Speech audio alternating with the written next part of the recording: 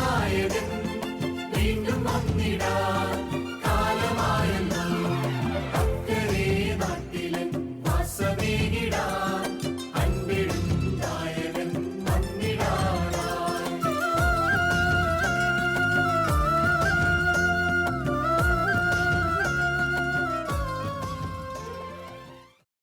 Maramon convention എന്നും ഞങ്ങൾക്ക് വചനാനുഭവത്തിൻ്റെ നല്ല ദിനങ്ങളായിരുന്നു.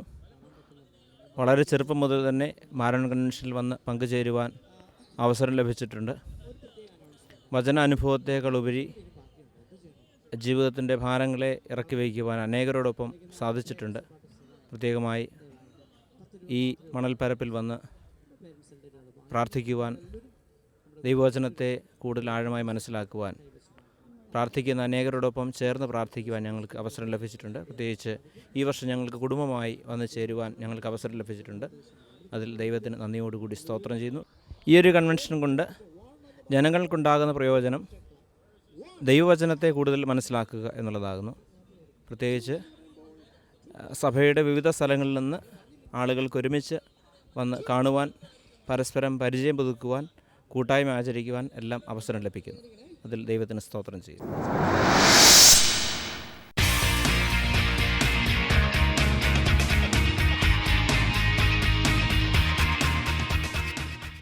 നമ്മളെല്ലാവരും മനസ്സിലാക്കിയിട്ടുള്ള വലിയ വിമോചന ദൈവശാസ്ത്രജ്ഞന്മാരിൽപ്പെടുന്ന ആളുകളിൽ ഒരാളാണ് ലാറ്റിൻ അമേരിക്കയുടെ ആർച്ച് ബിഷപ്പ് ഡോം ഹെൽഡർ ക്യാമറ. അദ്ദേഹം ഒരിക്കൽ തൻ്റെ രൂപതയിലെ ഒരു പള്ളിയിൽ മോഷണം നടന്നു. അതിൻ്റെ സക്രാരി കുത്തി തുറന്ന് വിശുദ്ധ കുർബാന എടുത്ത് വെളിയിലെറിഞ്ഞു. അത് സൂക്ഷിച്ചിരുന്ന സ്വർണ്ണപാത്രം മോഷ്ടാക്കൾ അപഹരിച്ചുകൊണ്ട് പോയി. അപ്പോൾ അതിന് പാപപരിഹാര ബലികൾ നടന്നു. അതിനുശേഷം അതുകൂടിയ മഹാസമ്മേളനത്തിൽ അദ്ദേഹം അവരോട് പറഞ്ഞു, യേശുക്രിസ്തുവിൻ്റെ ഈ ശരീരം അത് സൂക്ഷിച്ചിരുന്ന ഈ സക്രാരിയിൽ നിന്ന് വെളിയിലെറിഞ്ഞപ്പോൾ നമ്മളെല്ലാവരും രോഷാകുലരായി, ദുഃഖിതരായി. വിശുദ്ധ കുർബാന അവഹേളിക്കപ്പെട്ടതിൽ അത് സ്വാഭാവികമാണ്. എന്നാൽ നിങ്ങൾ ഓർക്കുക,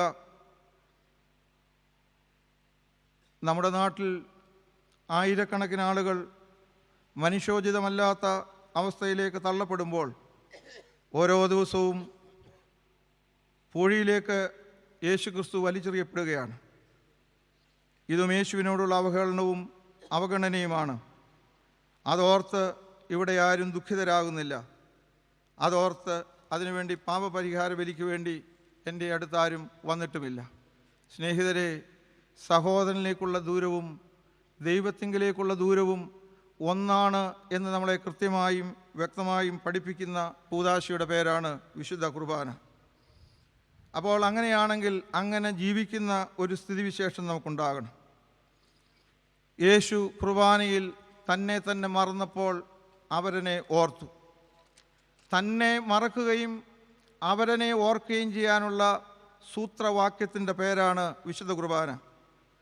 കോഴിക്കോട്ട് നഗരത്തിൽ ഒരു ഓട്ടോറിക്ഷ ഡ്രൈവർ, ആ പേര് നമ്മളാരും ഒരിക്കലും മറക്കുകയില്ല, നൗഷാദ് എന്ന ഓട്ടോറിക്ഷ ഡ്രൈവർ. കോഴിക്കോട്ട് നഗരത്തിലെ നിർമ്മാണത്തിലിരിക്കുന്ന അഴുക്കുകാൽ ശൃംഖലയിലെ മാൻഹോൾ വൃത്തിയാക്കാൻ ഇറങ്ങിയ, വിഷബാധ ശ്വസിച്ച് മരണത്തെ മുഖാമുഖമായി കാണുന്ന 2 അയൽ സംസ്ഥാന തൊഴിലാളികളുടെ മരണവേദന കണ്ടപ്പോൾ തൻ്റെ ജീവനെ മറന്ന് ആ മാൻഹോളിലേക്ക് ഇറങ്ങി തൻ്റെ ജീവിതത്തെ അവിടെ ഹോമിച്ചതായ നൗഷാദിനെ ഓർത്ത് നമുക്ക് അഭിമാനമുണ്ട്. ഒപ്പം ഈ നാട് ഇന്നും ദുഃഖിക്കുകയാണ്.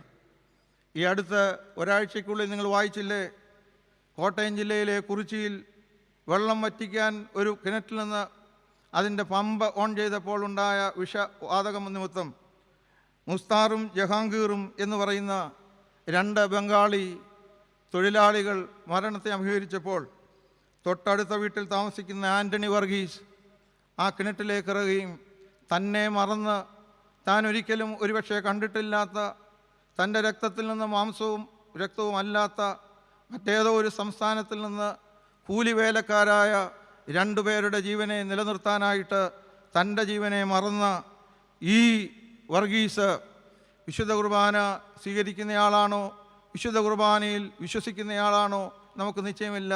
ഏതായാലും നമുക്കൊരു കാര്യം നിശ്ചയമാണ്, നൗഷാദ് ഒരു വിശുദ്ധ കുർബാന സമൂഹത്തിൻ്റെ അംഗമല്ല. വിശുദ്ധ കുർബാന സ്വീകരിക്കാത്ത ഈ ആളിൻ്റെ വിശുദ്ധ കുർബാനയുടെ ഏറ്റവും വലിയ പ്രമാണമായ തന്നെ മറക്കുകയും തന്നെ മറക്കുന്നതിലൂടെ അവരനെ ഓർക്കുകയും ചെയ്യുന്നതായ ഈ കുർബാനയുടെ പ്രമാണം സ്വീകരിച്ച നൗഷാദ് തൻ്റെ ജീവിതത്തിലൂടെ കുർബാനയാകുകയാണ് ചെയ്തത്.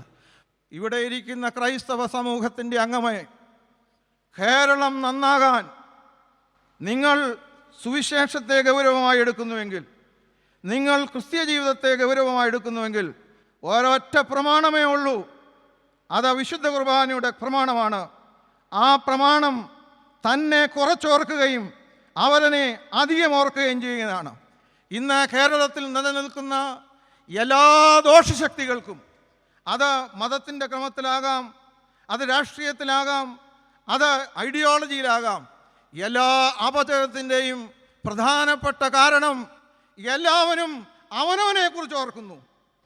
ഇന്ന് ഈ പന്തലിൻ കീഴിലിരിക്കുന്ന ദൈവജനം നമുക്ക് കുർബാനയാകാൻ തയ്യാറുണ്ടെങ്കിൽ അതിന് വലിയ ദൈവശാസ്ത്ര ദർശനമൊന്നും ആവശ്യമില്ല.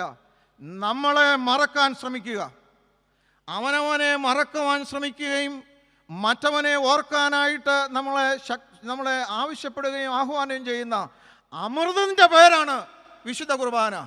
അത് കാണാനോ കേൾക്കാനോ ഉള്ളതല്ല, അതിൻ്റെ ഭക്തിവിലാസങ്ങളെക്കുറിച്ച് പറയാനുള്ളതല്ല, കുർബാനയുടെ ജ്വലിത്ത് നല്ലതായിരുന്നു എന്ന് പറയുന്നതല്ല, കുർബാനയ്ക്ക് ഉപയോഗിക്കുന്ന കുർബാനക്കുപ്പായത്തെക്കുറിച്ചുമല്ല. നിങ്ങൾക്കും എനിക്കും എല്ലാം അറിയാം, ആദ്യ കുർബാന അനുഷ്ഠിച്ചപ്പോൾ യേശു തമ്പുരാൻ തൻ്റെ വസ്ത്രം അഴിച്ചു മാറ്റി ഏറ്റവും മിനിമം അത് ശുശ്രൂഷയ്ക്കുള്ള വസ്ത്രം മാത്രമേ ധരിച്ചുള്ളൂ. ഇന്ന് ഫാരഫർണേലിയാസ് കൂടുകയാണ്.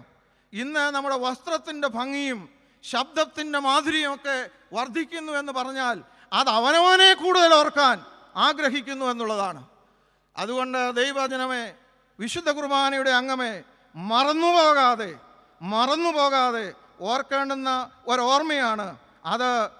ദൈവത്തെ നമ്മൾ ഓർക്കുമ്പോൾ, ഞാൻ ആരംഭമായി പറഞ്ഞു, ഈ ഊർജ സ്രോതസ് വറ്റിപ്പോകാത്ത നിത്യസൂര്യനായിരിക്കുന്ന ഈ പ്രകാശത്തിലേക്ക് നോക്കുമ്പോൾ നമ്മൾ പ്രകാശിതരാകും എന്ന് മാത്രമല്ല, നമ്മൾ മറ്റുള്ളവർക്ക് പ്രകാശമാകുകയും തീരും.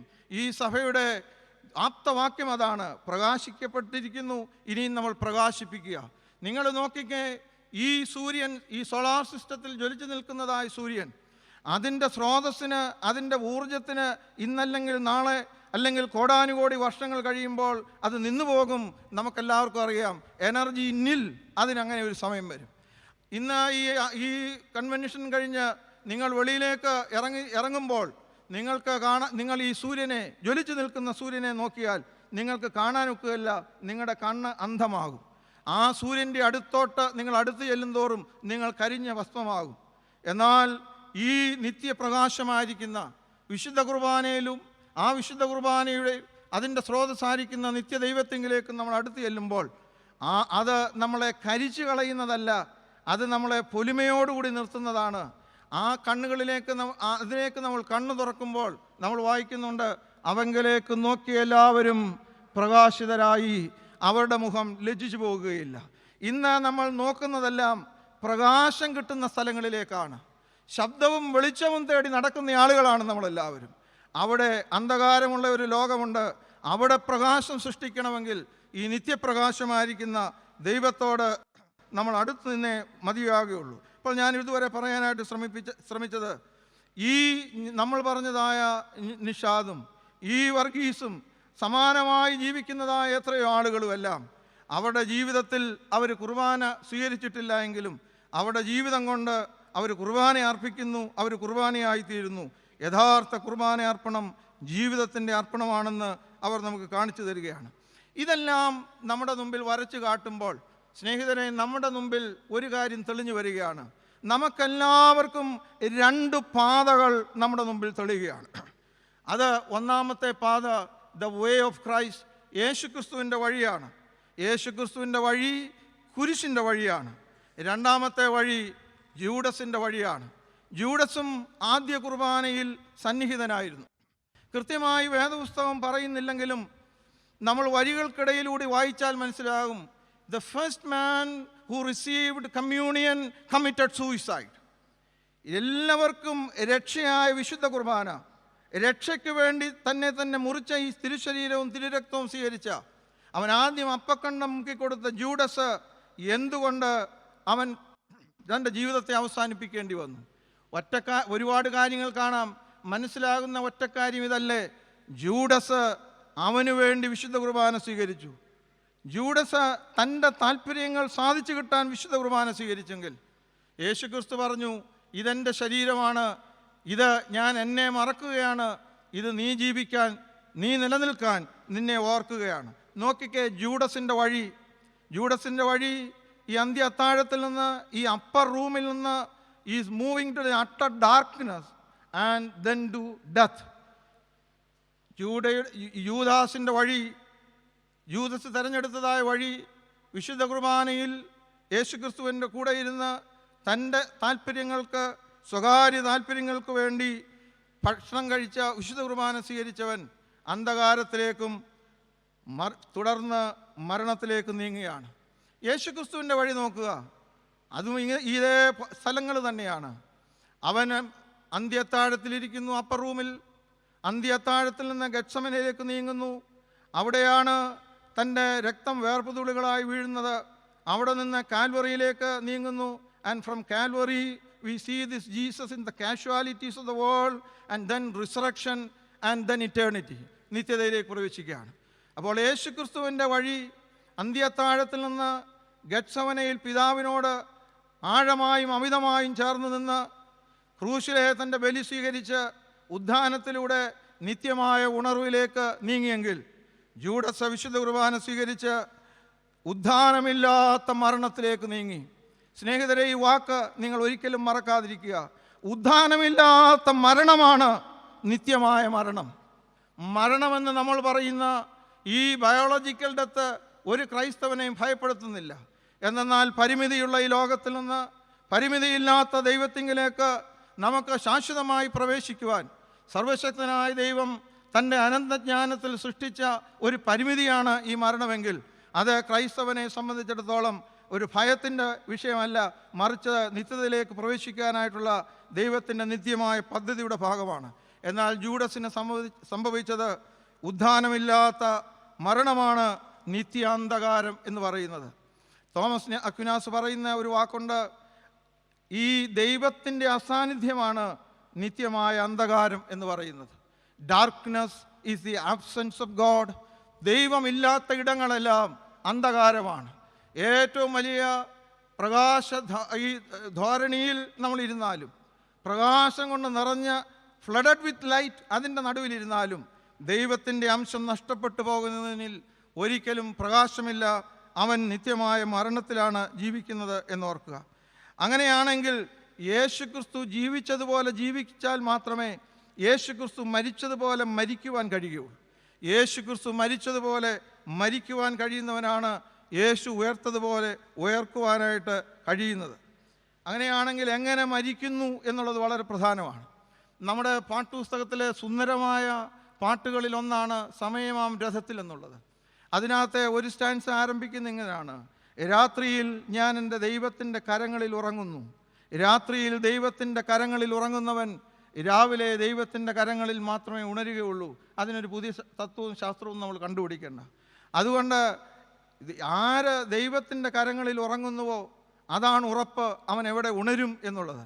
ആ ഉണരുമ്പോൾ അവൻ ഈ ഭൂമിയിലല്ല നിത്യതയിലാണെങ്കിലും അവൻ ദൈവത്തിൻ്റെ കരങ്ങളിലാണ് ഉറങ്ങുന്നത്. എന്നാൽ അകൃത്യത്തിൽ ജീവിക്കുന്നവൻ അകൃത്യത്തിൽ മരിക്കും. അവൻ പ്രകാശമില്ലാത്ത അന്ധകാരത്തിലേക്ക് നീങ്ങപ്പെടുകയാണ് ചെയ്യുന്നത്. അപ്പോൾ ഈ ക്രിസ്തുപാത തിരഞ്ഞെടുക്കാനായിട്ടാണ് നമ്മളോട് ഓരോ വിശുദ്ധ കുർബാനയും ആവശ്യപ്പെടുന്നത്. ഞാൻ വളരെ വേഗത്തിൽ മുമ്പോട്ട് പോകുന്നു. 3 വാക്യങ്ങൾ ഈ വിശുദ്ധ കുർബാന സ്വീകരിക്കുന്ന അതിൻ്റെ അംഗങ്ങളായ നമ്മൾ ഓരോ വിശുദ്ധ കുർബാനയിലും സംഭവിക്കുന്നു എന്നുള്ളത് നമ്മൾക്ക് അറിയാവുന്ന കാര്യങ്ങൾ ഒന്നുകൂടെ ഓർമ്മിപ്പിച്ച് ഞാൻ അവസാനിപ്പിക്കുകയാണ്. ഒന്ന്, it is connecting and it is cleansing and it is challenging. ഓരോ വിശുദ്ധ കുർബാനയിലും നിങ്ങൾ സ്നേഹിതരെ ശ്രദ്ധിക്കുക, ഓരോ വിശുദ്ധ കുർബാനയിലും നമ്മൾ കർത്താവിൻ്റെ തിരുശരീര രക്തങ്ങളെ സ്വീകരിക്കുമ്പോൾ നമ്മൾ യേശുക്രിസ്തുവിൻ്റെ ശരീരത്തോട് ബന്ധപ്പെടുകയാണ്. We are connecting correctly to Christ. ഓരോ ക്രൈസ്തവനും കൃത്യമായി തിട്ടപ്പെടുത്തിയിരിക്കേണ്ടുന്ന കാര്യം, where do you plugged in? എവിടെയാണ് നിങ്ങളെ പ്ലഗ് ചെയ്തിരിക്കുന്നത്? ഏത് സോഴ്സുമായി നമ്മൾ ബന്ധപ്പെട്ടിരിക്കുന്നുവോ ബന്ധിച്ചിരിക്കുന്നുവോ അതിനെ ആശ്രയിച്ചായിരിക്കും ഏത് തരത്തിലുള്ള എനർജിയാണ് നമ്മളിലൂടെ ഒഴുകുന്നത് എന്ന് ഉള്ളത് നമുക്ക് മനസ്സിലാകുന്ന കാര്യമാണ്. അതുകൊണ്ട് ഒരു ക്രൈസ്തവൻ്റെ എനർജി വരേണ്ടത് വിശുദ്ധ കുർബാനയിൽ നിന്നാണ്. വിശുദ്ധ കുർബാനയുടെ എനർജി അല്ലെങ്കിൽ ഊർജമെന്ന് പറയുന്നത് എപ്പോഴും രക്ഷിക്കുന്ന എനർജിയാണ്, എപ്പോഴും കരുതുകയും കരുണ കാണിക്കുകയും ചെയ്യുന്ന എനർജിയാണ്. എല്ലായ്പ്പോഴും ഞാൻ മുമ്പേ ഓർമ്മിപ്പിച്ചതുപോലെ സ്വയം മറക്കുകയും അവരെന്നെ ഓർക്കുകയും ചെയ്യുന്ന ആളുകളാണ്. ഇവിടെ ഇരിക്കുന്ന സ്ത്രീജനങ്ങളെ പലപ്പോഴും നമുക്കിത് സാധിക്കുന്നുണ്ടോ എന്ന് വളരെ വിനയത്തോടുകൂടി എന്നാൽ അല്പം വിവേകത്തോടുകൂടി നമ്മൾ ആലോചിക്കുകയാണ്. ഓരോ ആളുകളുടെയും ഇരിപ്പും ഭാവവും ഒക്കെ നമ്മൾ സ്വയം ശ്രദ്ധിച്ചാൽ എല്ലാവരും എന്നെ ശ്രദ്ധിക്കണം എന്നുള്ള മട്ടിലാണ് ഇരിക്കുന്നത്. അതെല്ലാവരുടെയും ഒരു സ്വഭാവമാണ്. അത് ഏറ്റവും വലിയ വിശുദ്ധ കുർബാനയുടെ ദർശനത്തിന് വിരുദ്ധമായ നീക്കമാണ്. സ്വയം മുറിക്കാനും സമർപ്പിക്കുന്നവരുടെ സംഘമാണ് സഭ. അവർ സ്വയം മുറിഞ്ഞ് മറ്റുള്ളവനെ പോഷിപ്പിക്കുന്നു. നിക്കോളാസ് ബർദേവിനെ ഞാൻ കോട്ട് ചെയ്തല്ലോ. അദ്ദേഹം നമ്മളോട് മറ്റൊരു വാക്ക് പറയുന്നുണ്ട്, എൻ്റെ അപ്പത്തിന് വേണ്ടിയുള്ള എൻ്റെ അന്വേഷണം അതൊരു ഭൗതിക കാര്യമാണെങ്കിൽ നിൻ്റെ അപ്പത്തിന് വേണ്ടിയുള്ള എൻ്റെ അന്വേഷണം ആത്മീയ കാര്യമാണ്. നിൻ്റെ വിശപ്പ് എൻ്റെ ആത്മീയ പ്രശ്നമാകുന്നതിനാണ് വിശുദ്ധ കുർബാന എന്ന് പറയുന്നത്. ഇന്ന് ലോകത്തിൽ ഇതല്ല കാണുന്നത്. എല്ലാവർക്കും അവനവൻ്റെ വിശപ്പ്, ആ വിശപ്പ് പൂർത്തീകരിക്കാനായിട്ടുള്ള തത്രപ്പാട്, അത് പൂർത്തീകരിക്കപ്പെട്ടാൽ ഇനി ഒരിക്കലും ആ സ്രോതസ് വറ്റിപ്പോകരുതെന്നുള്ള മട്ടിൽ അത് പൂഴ്ത്തിവെക്കുവാനും കൂട്ടിവെക്കുവാനുമുള്ള ഒരു ശ്രമമാണ് നടക്കുന്നതെങ്കിൽ വിശുദ്ധ കുർബാന മറ്റുള്ളവർക്ക് വേണ്ടി തന്നെ കൊടുക്കുന്നതായ കാര്യമാണ്. സ്വാർത്ഥതയുടെ അണുബാധയില്ലാത്ത കർത്താവിൻ്റെ തിരുശരീര രക്തങ്ങൾ സ്വീകരിക്കുക എന്ന് വെച്ചാൽ നിസ്വാർത്ഥരാകുക എന്ന് മാത്രമല്ലേ അതിൻ്റെ അർത്ഥം. ഞാൻ വീണ്ടും ആവർത്തിക്കട്ടെ, സ്വാർത്ഥതയുടെ അണുബാധയില്ലാത്ത സർവശക്തനായ ദൈവപുത്രൻ്റെ തിരുശരീര രക്തങ്ങൾ അംശികളാകുമ്പോൾ ഒരൊറ്റ വെല്ലുവിളിയാണ് നമ്മുടെ മുമ്പിലുള്ളത്. അത് നമ്മൾ നിസ്വാർത്ഥരാകുക എന്നുള്ളതാണ്. മറ്റുള്ളവർക്ക് വേണ്ടി തന്നെ കൊടുത്ത ആ ദിവ്യ ശരീരം വിശുദ്ധ കുർബാന സമൂഹത്തിലെ ഓരോ അംഗത്തെയും മറ്റുള്ളവർക്ക് വേണ്ടി കൊടുക്കുവാനുള്ള ശരീരമാക്കി മാറ്റുകയാണ്. ഇവിടെയൊക്കെ നമ്മൾ നോക്കിയാൽ യേശുക്രിസ്തു തൻ്റെ ശരീരം മുഴുവനുമായി ഈ സമൂഹത്തിന് കൊടുത്തു. ഇന്ന് ഈ സമൂഹത്തിൽ ഒരുപാട് ആളുകൾ തങ്ങളുടെ അവയവങ്ങൾ ദാനം ചെയ്യുന്നതായ ആളുകളുണ്ട്. അതിൻ്റെയൊക്കെ അടിസ്ഥാന പ്രമാണം ഈ ഒരു ദർശനമാണ് എന്ന് നമ്മൾ കണ്ടെത്തുകയും മനസ്സിലാക്കുകയും ചെയ്യുന്നതാണ്. അങ്ങനെ ലഭിച്ചതെല്ലാം വിളമ്പിക്കൊടുക്കാനായിട്ടുള്ള വിളമ്പലുകാർ മാത്രമാണ് നമ്മൾ. യേശുക്രിസ്തുവിൻ്റെ ജീവിതം താൻ ജനിച്ചപ്പോൾ മുതൽ തന്നെ നൽകി, വിളമ്പി നൽകി, ഏറ്റവും ഒടുവിലായി തൻ്റെ ശരീരവും രക്തവും നൽകി എല്ലാം തീർത്തതിന് ശേഷം അവൻ മടങ്ങുകയാണ്. ഏറ്റവും ഒടുവിലായി അവസാനത്തെ തുള്ളി രക്തവും തൻ്റെ ശരീരത്തിൽ നിന്ന് ഉതിർന്നു വീണ് കഴിഞ്ഞപ്പോൾ അവൻ പറഞ്ഞു, എല്ലാം പൂർത്തിയായി, എല്ലാം പൂർത്തീകരിച്ചു, ഇനി ഞാൻ പിതാവിൻ്റെ സന്നിധിയിലേക്ക് മടങ്ങുകയാണ്. എല്ലാം തീർത്ത് അവസാനത്തെ തുള്ളി രക്തം വരെയും കൊടുത്തു തീർത്ത് ജീവിതത്തെ നിത്യതയിലേക്ക് പ്രവേശിക്കുവാനായിട്ട് വിളിക്കുന്ന വിളിയും ആ വിളമ്പലുകാരുമാണ് നമ്മൾ എന്ന് ഒരിക്കലും മറക്കാതിരിക്കാനായിട്ട് ശ്രമിക്കുക. ആ ഒരു അന്വേഷണത്തിൽ നമുക്ക് മുമ്പോട്ട് പോകാം. അങ്ങനെ കണക്ട് ചെയ്യുന്നത് ക്രൈസ്റ്റിനോട് മാത്രമല്ല. In Eucharist we are not only connecting to Christ, we are connecting to our own brothers and sisters. നമ്മൾ ഈ ഭാഗത്ത് വായിക്കുന്നുണ്ട്, നമ്മൾ ഭക്ഷണം കഴിക്കുന്ന സമയത്ത് ഒരുമിച്ച് കൂടുമ്പോൾ എല്ലാവരുടെ ഒരുമിച്ച് കൂടിയിരിക്കുകയാണ്. ഒരു സമൂഹത്തിൽ, ഒരു ഇടവകയിൽ എല്ലാവരുടെ വിശുദ്ധ കുർബാനയ്ക്ക് വരുമ്പോൾ ഒരു സമൂഹം മുഴുവൻ ഒരുമിച്ച് കൂടുകയാണ്. അങ്ങനെ ഒരുമിച്ച് കൂടുന്നതായ ഈ സമൂഹം പരസ്പരം ബന്ധപ്പെടുകയാണ് ചെയ്യുന്നത്. So it is connecting to Christ, it is connecting to the other, and that creates a community. അതൊരു സമൂഹം ഉണ്ടാക്കുകയാണ്. അപ്പോഴാണ് നമ്മൾ പറയുന്നത് holy communion. Holy communion creates a holy community. ആ ഹോളി കമ്മ്യൂണിറ്റിയെക്കുറിച്ചാണ് നമ്മൾ അപ്പോസ്തല പ്രവൃത്തികൾ 4-ാം അധ്യായത്തിൽ വായിക്കുന്നത്. ആ സമൂഹത്തിൽ മുട്ടുള്ളവരാരും ഉണ്ടായിരുന്നില്ല. അവരെല്ലാവരും തങ്ങൾക്കുള്ളത് പൊതുവക എന്ന് എണ്ണി എന്നാണ് നമ്മൾ വായിക്കുന്നത്. Holy community creates a holy communism. 3 വാക്കുകൾ അപ്പോസ്തല പ്രവൃത്തികളിൽ വളരെ തെളിമയാർന്ന് നിൽക്കുകയാണ്. വിശുദ്ധ കുർബാന സമൂഹത്തിൻ്റെ അംഗങ്ങളെക്കുറിച്ച് പറയുന്നു, ഈ meaningful connecting to Christ creates a holy community. തിരിച്ചതൊരു holy communion and that creates a holy communism. എന്താണ് നമ്മൾ വായിക്കുന്നത്? അപ്പോസ്തല പ്രവൃത്തി 4 അതിൻ്റെ 32 വാക്യം. വിശ്വസിച്ചവരുടെ കൂട്ടം ഏകഹൃദയവും ഏക മനസ്സുമുള്ളവരായിരുന്നു. തനിക്കുള്ളതൊന്നും സ്വന്തമെന്ന് പറഞ്ഞില്ല. സകലവും അവർക്ക് പൊതുവായിരുന്നു. മുട്ടുള്ളവർ ആരും അവരിൽ ഉണ്ടായിരുന്നില്ല. നിലങ്ങളോ വീടുകളോ ഉള്ളവർ അതെല്ലാം വിറ്റ് വില കൊണ്ടുവന്ന് അപ്പോസ്തലന്മാരുടെ കാൽക്കൽ വെക്കും. പിന്നെ ഓരോരുത്തന് അവനവൻ്റെ ആവശ്യം പോലെ വിഭാഗിച്ചു കൊടുക്കും. ഇതൊക്കെ നമുക്ക് പല രീതിയിൽ പല വ്യാഖ്യാനങ്ങളുള്ളതാണ്. ആ വ്യാഖ്യാനങ്ങളിലേക്ക് ഒന്നും പോകുന്നില്ല. പക്ഷേ ഒരു കാര്യത്തിൽ തർക്കമില്ലല്ലോ ആർക്കും.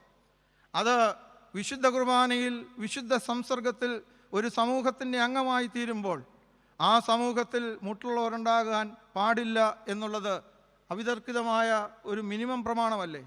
ഒരു ഇടവകയിൽ സമൃദ്ധിയുള്ള ആളുകൾ ഉണ്ടായിരിക്കുകയും അതേ ഇടവകയിൽ തന്നെ സാഹചര്യങ്ങളില്ലാത്തതുകൊണ്ട് പഠിക്കാനൊക്കാതെ അല്ലെങ്കിൽ വളർച്ച പ്രാപിക്കാൻ ഇടയാകാതെ ആരെങ്കിലും ആളുകൾ മുരടിച്ചു പോകുന്നുവെങ്കിൽ അവൻ്റെ മുരടിപ്പിനേക്കാൾ എത്രയോ മുരടിച്ചതായ സ്ഥിതിയാണ് ഈ ഉണ്ട് എന്ന് പറയുന്നവർ. എല്ലാവരും പരസ്പരം കരുതുകയും ഒരുവൻ്റെ ആവശ്യം മറ്റുള്ളവൻ്റെ ആവശ്യമായിട്ട് തീരുകയും ചെയ്യുന്ന ഒരു സ്ഥിതി നമുക്കുണ്ടാകണം. രണ്ടാമത് വിശുദ്ധ കുർബാനയിൽ സംഭവിക്കുന്നത് ക്ലെൻസിങ് അല്ലെങ്കിൽ ശുദ്ധീകരണമാണ്. ഓരോ വിശുദ്ധ കുർബാന നമ്മൾ അനുഷ്ഠിക്കുമ്പോഴും ഒരിക്കലും തെറ്റാതെ എപ്പോഴും ആവർത്തിച്ച് നമ്മൾ തുടങ്ങുന്ന പാട്ടുകളിലൊന്നാണ് ശോഭ നിറഞ്ഞ ആലയത്തിൽ വസിക്കുന്ന പരിശുദ്ധ, നിന്റെ ദാസരാകുന്ന ഞങ്ങളുടെ ദുർചിന്ത ദുർമോഹം ശമനം ചെയ്യുവാൻ നിന്നെ ഞങ്ങൾ വിളിക്കുന്നു. ശോഭിതരാകുന്നതിന് വേണ്ടി പ്രകാശിതരാകുന്നതിന് വേണ്ടി നമ്മൾ റൂട്ട് ഔട്ട് ചെയ്യേണ്ടുന്ന, നമ്മൾ ഉന്മൂലനാശം ചെയ്യേണ്ടുന്ന കാര്യങ്ങളാണ് ദുർമോഹവും ദുർചിന്തയും. Every illumination is by elimination. ഒരു സഭയിലെങ്കിലും വിശുദ്ധ കുർബാനയെക്കുറിച്ച് ഉപയോഗിക്കുന്ന ഒരു പദപ്രയോഗം തീക്കട്ട എന്നാണ്. നമുക്കറിയാം, തീക്കട്ട ഏതെങ്കിലും ഒരു സ്ഥലത്തിരുന്നാൽ അവിടെയെല്ലാം അത് കരിയും. ഓരോ പ്രാവശ്യം വിശുദ്ധ കുർബാന സ്വീകരിക്കുമ്പോഴും അത് ഈ ജ്വലിക്കുന്നതായ തീക്കട്ടയായി നമ്മൾ സ്വീകരിക്കുകയാണെങ്കിൽ നമ്മുടെ ജീവിതത്തിൻ്റെ എല്ലാ സ്വാർത്ഥതയുടെ കീടങ്ങളും എല്ലാ അതിൻ്റെ സീഡ്സും എരിഞ്ഞു പോവുകയും നമുക്ക് ആവശ്യമായിട്ടുള്ള ദൈവിക പ്രകാശത്താൽ നമ്മൾ പ്രകാശിതരാകുകയും ചെയ്യും. യെശയ്യാ പ്രവാചകൻ്റെ പുസ്തകം 6-ാം അധ്യായത്തിൽ നമ്മൾ വായിക്കുന്നുണ്ട്. യെശയ്യാവ് ദർശനം കാണുകയാണ്.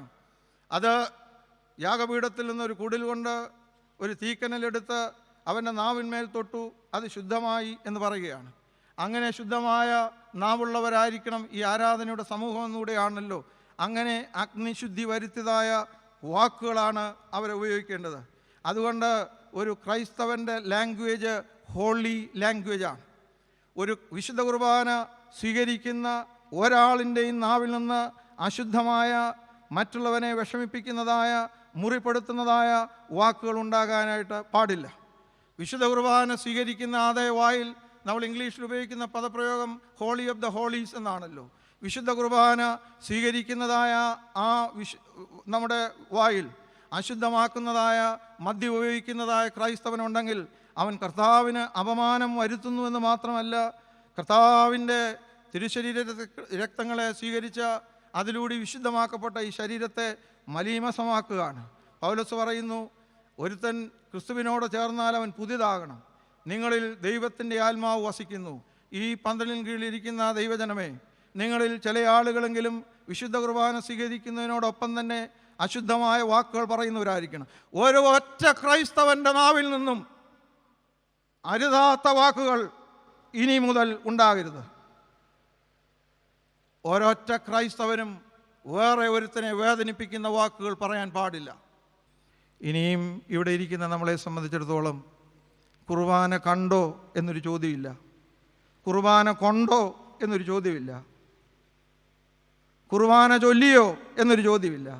ഒറ്റ ചോദ്യമേ ഉള്ളൂ, കുർബാനയാകാമോ? കുർബാന ലോകത്തിൻ്റെ പ്രശ്നങ്ങൾക്ക് പരിഹാരം. അത് ഒരു സൂത്രപ്പണിയിൽ പറയുന്നതല്ല, എന്നാൽ അതൊരു സൂത്രവാക്യമാണ്. എന്തെന്നാൽ അതിൻ്റെ തത്വം ഇത്ര മാത്രമേ ഉള്ളൂ. അത് സ്വയം മറന്ന് മറ്റുള്ളവനെ ജീവിപ്പിക്കുന്നതാണ്. അത് സ്വയം മുറിച്ച് മറ്റുള്ളവന് നൽകുന്നതാണ്. അത് എന്നെ കുറച്ചോർത്ത് മറ്റവനെ കൂടുതൽ ഓർക്കുന്നതാണ്. അത് എന്നെ മുറിച്ച് മറ്റവൻ്റെ മുറിവുണക്കുന്നതാണ്.